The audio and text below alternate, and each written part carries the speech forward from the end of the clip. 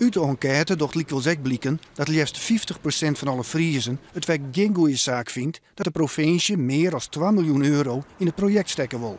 Omdat er nog andere culturele projecten binnen die dat geld beter broeken kunnen. En nevens opiniepeiler Gijs Rademaker jouwen de Friezen daarmee aan dat ze eens net in de kandidatuur van culturele haardstad leeuwen. Er is heel veel bezuinigd op culturele voorzieningen in de stad. Investeringen van het nieuwe Fries Museum hebben al veel geld gekost. De Harmonie, daar moet ieder jaar dik geld bij. Je kan het zeker nu niet maken om voor dit project 2 miljoen uit te gaan geven. Boppen dat blijkt uit de enquête dat de Friezen eens verwachtje dat jou de titel van culturele haardstad net winnen kan. Liefst 30% van de deelnemers denkt dat Maastricht winnen zal. Volgen terug Den Haag en Utrecht. Ljout stiet mij maar 11% van alle stemmen op een vierde plek. Cultureel kwartiermaker Henk Keizer zocht in de enquête liek was een stimulans om terug te gaan. Hij krijgt er in stiepen van burgemeester Kronen van Ljout.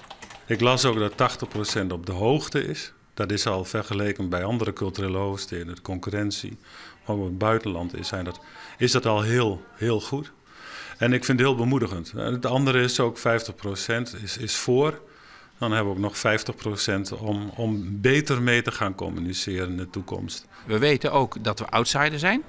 Maar tegelijkertijd, in heel veel culturele hoofdsteden is gewonnen door de outsider.